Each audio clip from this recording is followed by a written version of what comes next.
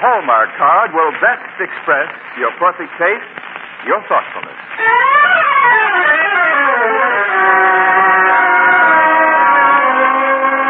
Welcome now to our show. Here's a friend you all know.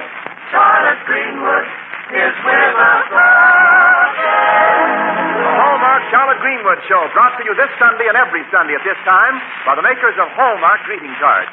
And here's our star, the lovable lady of stage and screen, Charlotte Greenwood.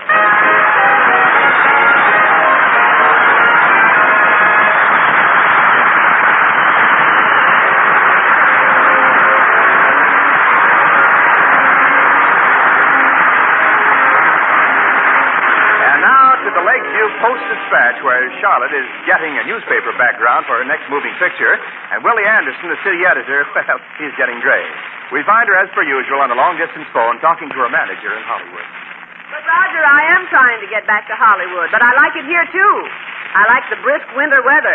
It's invigorating. I get things done. I can hop out of bed, exercise, take a shower, and in 10 minutes I'm back in bed again. Uh-huh. And, Roger, tomorrow I'm going skiing. Don't be silly. I can take any ski slide around here they've got, with one ski tied behind me. What do you mean that's the best place for it? All right, I'll wrap up warm. But, Roger, I positively won't wear earmuffs.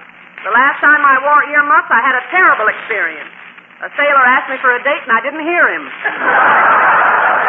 Oh, Roger, Mr. Anderson's buzzing for me. I've got to go. I'll write real soon. Bye.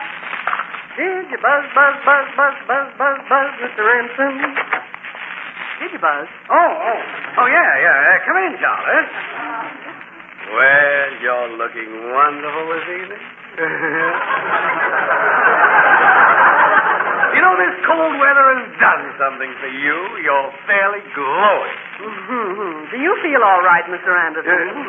Well, of course I do. You know, you have cheeks like apples, a complexion like peaches, lips like cherries. Gracious. With a dab of whipped cream, I'd look like a fruit salad. Sit down, won't you? Take this chair. It's more comfortable. Oh, thank you. Charlotte, would you say our relations are unpleasant? Well, I've never met your relations, Mr. Anderson. Some of mine are a little unpleasant. No, Charlotte. I mean, well, we're friends, aren't we? Oh, yes, indeed. Why? Well, I don't know. Some people say I'm gruff and ungracious, that I haven't the manners of an untamed baboon. Oh, that's absurd. Of course you have. Yes. No, look, what I'm getting at, Charlotte, is that you and I, being such good friends, I'm sure you wouldn't mind doing me a little favor, huh? Oh, I'd love to, Mr. Anderson. What? Well, it's this way. Mr. Birch, the owner of the paper, met a feller upstate who wants to write novels. In fact, Mr. Birch brought back one of the fellow's manuscripts and asked me to look it over. Uh-huh. Well, that was last summer, and I couldn't read it then. Goodness, you've learned to read since last summer? I mean, I didn't have time then. Look, Charlotte, the fellow's in my outer office right now. I'm going to tell him I think the manuscript is swell, but before we can get into a discussion, you remind me that I'm due to cover a fire. Mm-hmm. But a city editor doesn't cover fires. Well, he won't know that. He's just a big hick from the... look, there's no time for me to explain. Just remind me I've got to cover a fire. Come in. Mr. Anderson? That's right. Well, you never met me, but I'm the manuscript that Mr. Burt... Mr. Burt... I'm Bob Malone. Oh, yes. Well. I'm mighty glad to meet you, Mr. Malone. This is Charlotte Greenwood. Oh, how do you do, Mrs. Greenwood? Well, it isn't Mrs. Greenwood. It's Miss Greenwood. Oh, I'm sorry. You're sorry?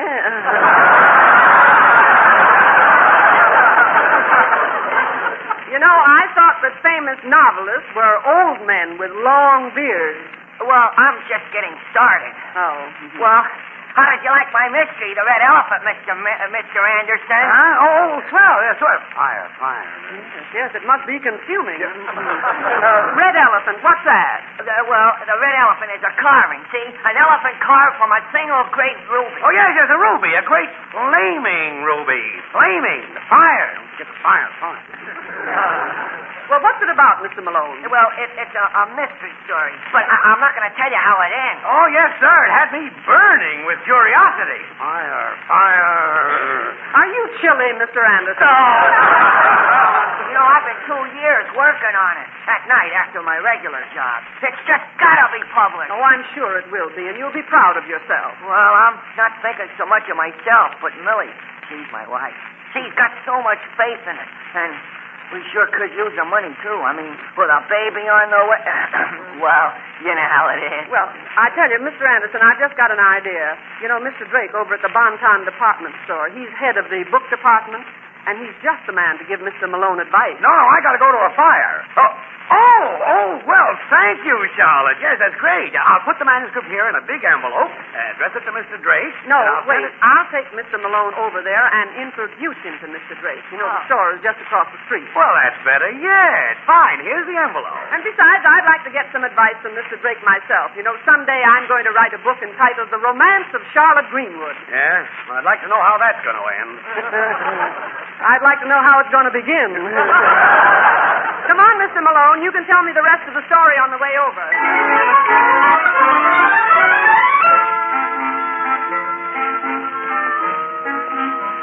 But, Miss Greenwood, why don't we go to the front door of the store? What, and push through that crowd of Christmas shoppers? Oh. Now, here we are at the employees' entrance. But this is a storeroom or something. I think we better go round to the front. Now, everything is going to be all right. Now, there must be a door leading out of here. Oh, if the lights weren't so dim. Oh, gosh, I've knocked over one of those crates. Gee, Miss Greenwood, I wish we hadn't come here. Okay, you... Reach for the ceiling. Oh, for goodness sake, an OPA official. Don't be funny. I'm a store detective. Detective? Well, we came here to find a friend of mine, Mr. Drake. Oh, yeah? Well, why don't you break open some of the other crates? He might be in one of them. But listen, mister, I can explain. Oh, sure. I bet you've got a story all fixed up. Oh, he certainly has. He has a wonderful story. He's been 2 years working on it. She's talking about a story I wrote called The Red Elephant. You see, we just came here. Never mind. You can explain that later. You're coming along with me. Yeah, but why? Because I have a hunch you might be able to throw some light on certain things around here. Me? For instance, you might be able to tell me what happened to that last batch of stockings. Well, I can tell what happened to them. Just what I suspected. Okay, what? Every single pair got a run in them. Now listen, you. There's a few more things that you two Well, if you're going to keep on talking, I might just as well sit down. Oh, I do wish people wouldn't leave gopher traps around here. You come on with me, the both of you. You'll get yours. Well, what are you going to do with us? You're going to have a new experience. You're in for a pinch. New experience? Say, what do you think I just had?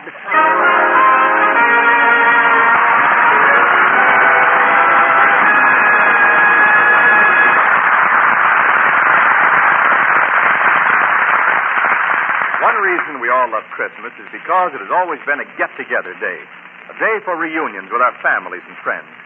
But this year, the war and travel restrictions will separate millions of us from those we love.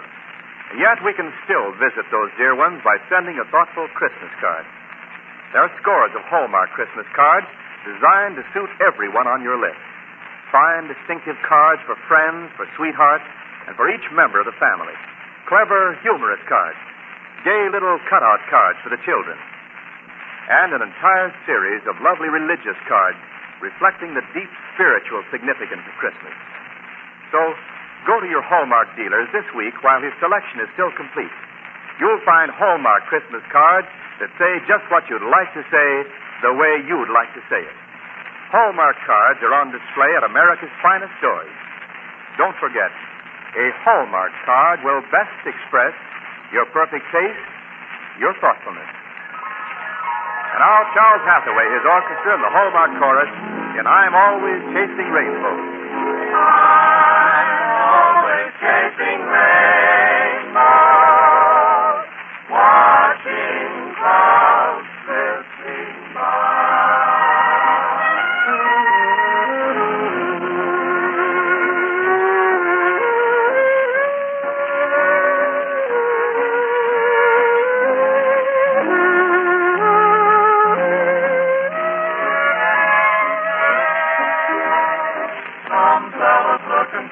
sunshine, always look and find the rain.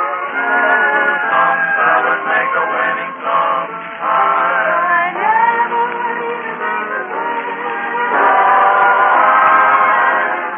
always chasing rainbows. I'm waiting to find a little bluebird in bed.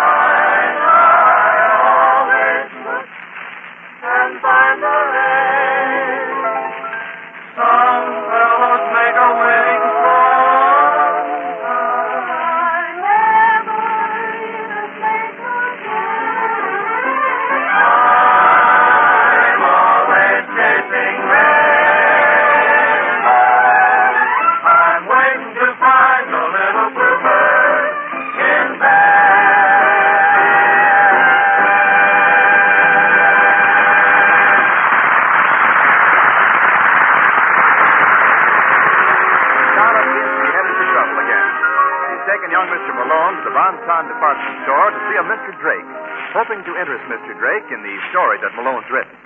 Only she made the mistake of entering by a rear door, and now she and Malone are in the hands of a private detective. Is this the way to Mr. Drake's office? I'm not taking you to Mr. Drake. You're going to see the president. Don't be silly. He's busy in Washington. The president of the store, Mr. Jenkins. If you'll only just listen, I could... You can talk to Mr. Jenkins. Yes, come in. Oh, good evening, Mr. Finn. Why, what's all this? Oh, we hate to be bothering an important man like you, Mr. Jenkins, and we wouldn't if it hadn't been for this gentleman here. I'm looking for a friend Just of mine. a second. If you're going to talk, stick to the subject. What, just to talk? I don't need a subject. I found these two in a storeroom opening a crate. Well, dear me. What's your name, young lady? Greenwood. And you, young man? I'm Malone. Oh, then you, young lady, aren't with him. Oh, yeah. Yes, of course I'm with him. But how could you be with him when he says he's alone? Oh, he didn't say I'm alone. Then what did he say? He said I'm Malone. Yeah, I said, you see, I mean, even if she is with me, I'm alone. And now that I know her better, I think you got something there. Mrs. Jenkins, are you going to let your hired help talk to me that way? I'm not any help. You don't need to tell me. Now. I'm from a private detective agency. Now, please, we mustn't lose our tempers, must we? Besides, Mr. Finn, your profession inclines you to be, overly suspicious. Well, this isn't a matter of suspicion. I caught them in the act. Now, wait, please, wait. Let the young man here have a word. Thank you. How did you get into the storeroom, and just who are you? Through the back entrance. You see, Yes, the employees. Employees? we were back there because, you see, I have a story. A story? Oh, well, now, why didn't you say so in the first place, you rascal? Oh, Finn, they were in the storeroom because this young man has a story to whisper in Miss Greenwood's ear. He has? Oh, yes, the old story. But it isn't an old story. It's an No, I suppose not to you youngsters. It's brand new, I suppose. When youth calls youth, you know what happens. Sure, I always get the wrong number. I don't know about this. To me, it looks like plain robbery. Robbery? Oh, good heavens. You don't honestly believe that I'd steal. There's enough evidence to make a court believe it. You could go up for 2 years. 2 years? Oh, my goodness. Oh, come now, Mr. Finn. Don't you recognize romance when you see it? romance. Why, of course. These are simply two employees who wanted to be alone. So naturally. Employees, but we're not. Never mind. You're so understanding, Mr. Jenkins. Oh, now that's all right. It's all right. I was young once myself. Now, why don't you two kids get back to your work? Kids? Yes, sir. We kids will go right back. I'm not so sure they're employees, Mr. Jenkins. I'd like to check this with my partner, Bill Hattie. Very well, Mr. Finn. Oh, think of that, Finn and Hattie. This is a fine kettle of fish. Come on, Mr. Malone. We'll get back on the job. Come on.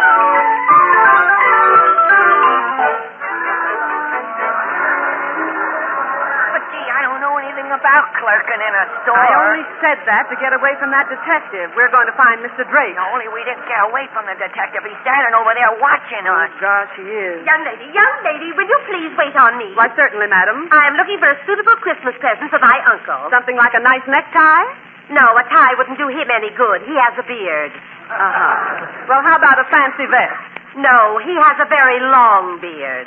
Oh, yes. Well, how about a pair of bedroom slippers? No, I don't think that would do either. Well, thank you. You're welcome. Miss Greenwood, he's still watching us. Oh, just a second, young lady. I've been reading about that new fabric made out of milk. Made out of milk? Yes, it's the latest thing in dresses. Certainly an up-to-date store like this should have one. Oh, yes, we had some, but they all curdled. You haven't anything in milk fabric dresses at all? No, madam. Nothing but men's sportswear. Jerseys and pasteurized pants. Oh, well, thank you again. Good evening. Good evening. Greenwood, he's still watching. Oh, young lady, while I'm here, I'd like to look at some hats.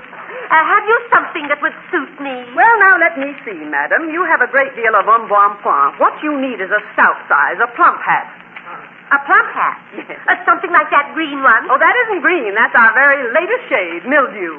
Well, I don't believe I care for it. Well, of course, if you'd like something a little daring, here's our B29 model. B29? Yes, it makes you look as if you're going to hop off any minute. Now, just try it on. No. The two eagles go in front. No, I don't care for the eagles. Well, we could give you the same hat with homing pigeons, and then if you left it anywhere, it would fly home. Well, it might be all right, but it doesn't go with my hair. Well, if you like the hat, madam, don't let your hair stand in the way. You can let that go back to its natural color. I beg your pardon. This is the natural color. Now, if you'll stand aside from the mirror, I'll put this hat on. Oh, no, madam, not that one. Oh, that isn't for you at all. Oh, on you, that is atrocious. It's simply terrible. Young woman, this is my own hat. I'm going to report you. Manager, forward. We better dogging you, both of you. No. What seems to be the trouble now? Do you permit your customers to be insulted by clerks? I'm going to tell the truth. I'm not a clerk. And I'm not either. No, we came here to see Mr. Drake about the manuscript of my novel. Why, Miss Greenwood, I've lost it. Okay, that does it. With the evidence I've got against you, you're going to jail for 2 long years. Oh, then I can send out my laundry. Your laundry? Yes, if I send it out now, we'll both get back at the same time.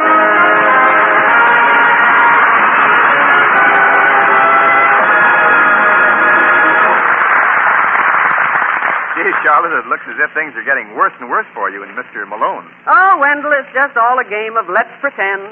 Say, you know, that comes pretty close to the name of your song for today. Pretend? Oh, that's right at that. You see, friends, Charlotte's going to sing I'm Making Believe. I'm making believe.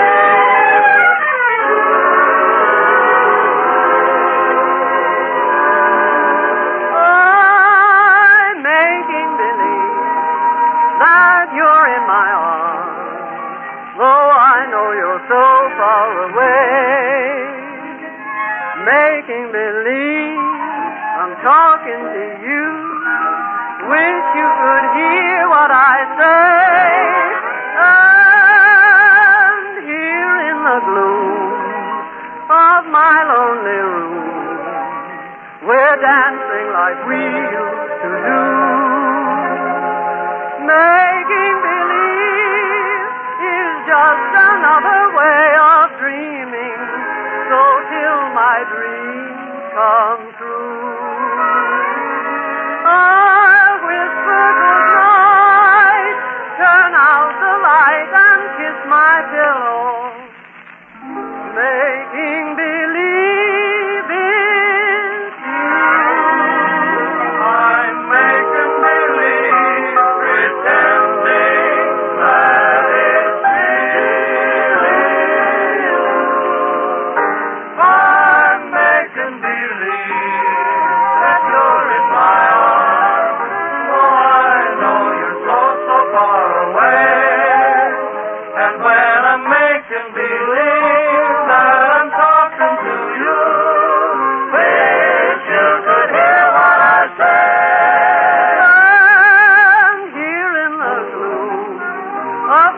lonely room. We're dancing like we used to do.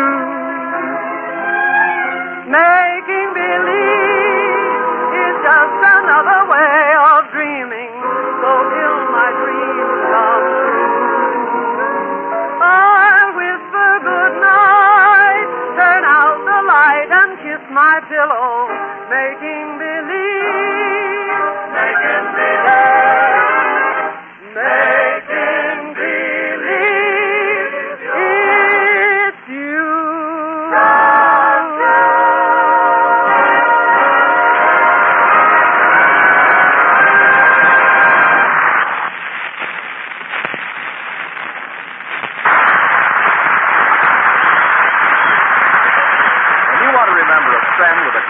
Chances are you take special pains to find a card you'll be proud to send. Well, there's one easy way to be sure that your card is the very finest.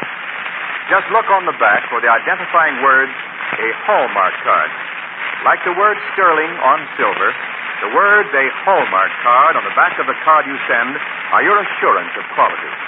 Quality well known to discriminating people for more than 30 years. So when you're looking for a card to say just what you want to say in the way you want to say it, a card that lets your friends know you cared enough to send the very best, look for that Hallmark imprint on the back. Yes, don't forget, a Hallmark card will best express your perfect taste, your thoughtfulness.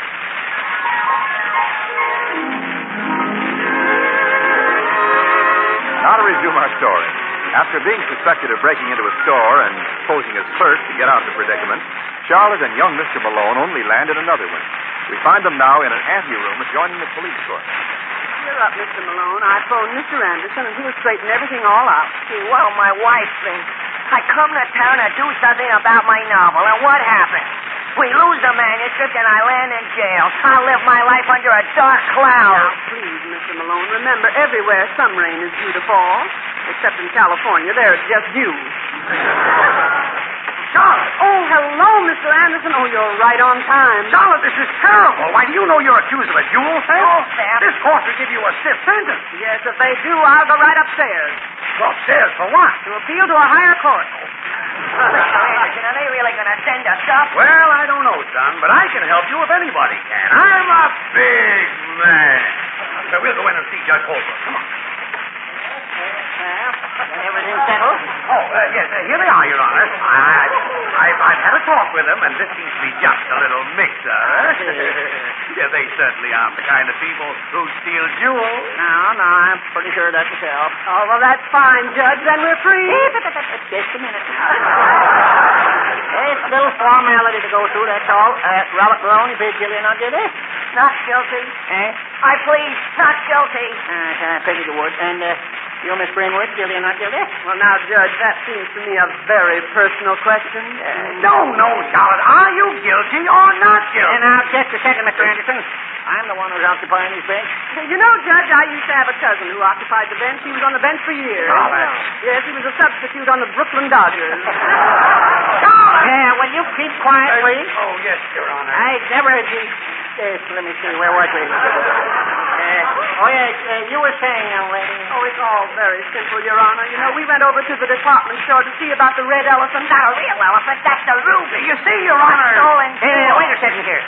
You stole a jewel? No. That's simply a part of his story. He's trying to sell it. It's against the law to sell stolen jewels. Where did this jewel come from? It's from South America on the Amazon. Yes? You see, it was stolen from an explorer from the pocket of his pajamas. Your Honor. Stop hollering. Shot.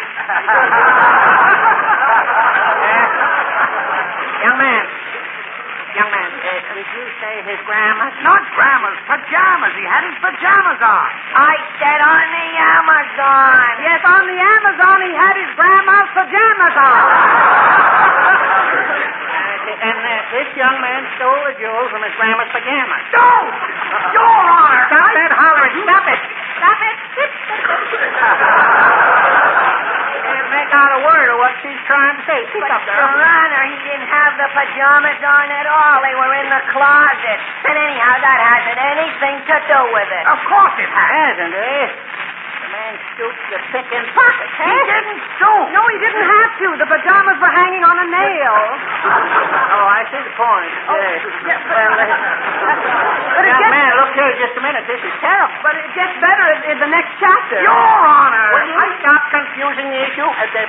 What did you say, young lady? I said that it gets better as you go along, and that's where the shooting starts. Shooting? There was shooting? Oh, you're darn shooting there was shooting. Oh, the explorer drew out his pistol and fired, but luckily the bullet went right through the pajama jacket. Luckily? What do you mean, luckily? Well, Judge, if you think what would happen if he was wearing his pajamas. Now, this is sheer nonsense. Oh, quiet. If he had what? If he had his pajamas Oh, on. now, don't start that again. Your Honor, this is only a story if you'll just let me explain, eh? I say if you'll only... What are you trying to do? I'm trying to plead for clemency. Well, let Clemency plead for himself. Joe and Jewel shooting. I'm going to lock all of you up, including Clemency. Good evening, Judge. Hey. Oh, here you are, Mr. Anderson. Well, Dre. Yes, I phoned your office, and they told me that you Oh, were... why, Mr. Drake. Well, Miss Greenwood. Well, Mr. Malone, this is Mr. Drake of the Bonton store. This is the man we've been looking for. Drake, this pair are experienced criminals. They're not experienced. Eh? I mean... Oh, I don't know what you're all talking about, but one of the clerks at the store found this envelope from the Post-Dispatch. That's my manuscript. The manuscript of my novel, The Red You Elephant. see, Mr. Malone, I knew it would turn out all right. Your manuscript? Why, say, this is a swell story. I'm certain I could interest the publisher in it. Just a minute. What about the jewel test? Oh, simply a mistake, nothing to it. Oh, darn it. Wasting my time. Contract. What? Why don't somebody tell me these things? Face it, miss. Out. Come on. Well, you see, Judge, Mr. Jenkins says the whole thing was just a romance. Romance. Yes, I knew the moment I saw you, young lady, that you'd know all the answers. Oh, sure, I know all the answers, Your Honor. The trouble is nobody ever asked me the questions. Let's go. What are you doing Wednesday? Maybe we can get together. Now, look, come on. You can be thankful that I had enough influence to get you out of this scrape. Come on, now, let's get away from this old coot. Yes, just a second, Anderson. You're guilty of contempt. Well, thank you, Your Honor, for contempt. Me? Yes. That'll make this case show some profit. That'll be 10 days or $10. Oh, Mr. Anderson, take the $10. You certainly earned it. No!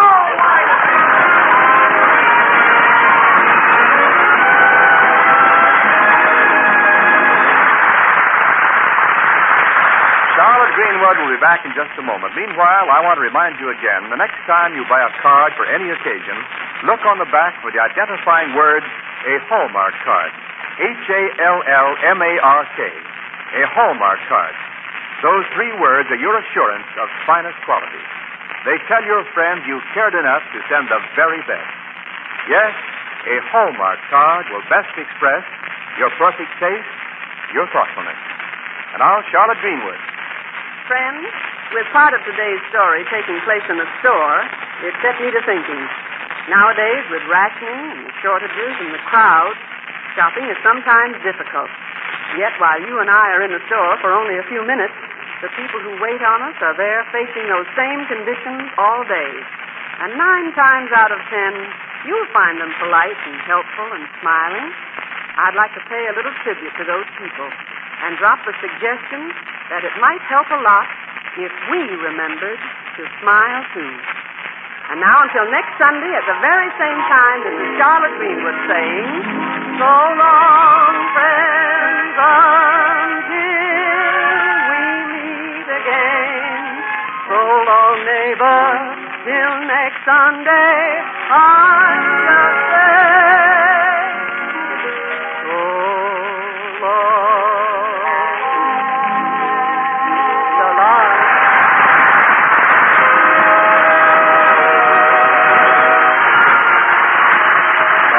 Charlotte Greenwood Show with music by Charles Hathaway, his orchestra, the Hallmark Chorus, came to you from Hollywood. This is Wendell Niles speaking. This is the Blue Network. 12:30 at KECA, Los Angeles.